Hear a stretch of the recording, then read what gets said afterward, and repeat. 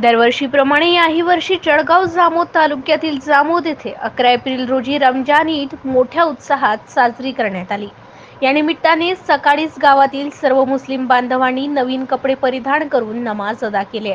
यानंतर समस्त मुस्लिम बांधवांनी एकमेकांना गळाभेट घेऊन ईदच्या शुभेच्छा दिल्यात। यावेळी मुस्लिम बांधवांसह गावातील प्रतिष्ठित नागरिक तसेच हिंदू बांधव मोठ्या संख्येने उपस्थित होते।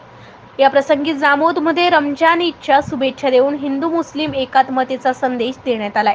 हा रमजान ईद उत्सव शांततेत पार पडण्यासाठी जळगाव जामोदचे ठाणेदार आनंद महाजन यांच्या मार्गदर्शनाखाली PSI पांडुरंग इंगळे, जामोद पोलीस चौकीचे इंचार्ज श्रीराम निळे यांच्यासह बुलढाणा येथील पोलीस फोर्स सह जळगाव जामोद पोलीस स्टेशनच्या वतीने चोख बंदोबस्त ठेवण्यात आला होता।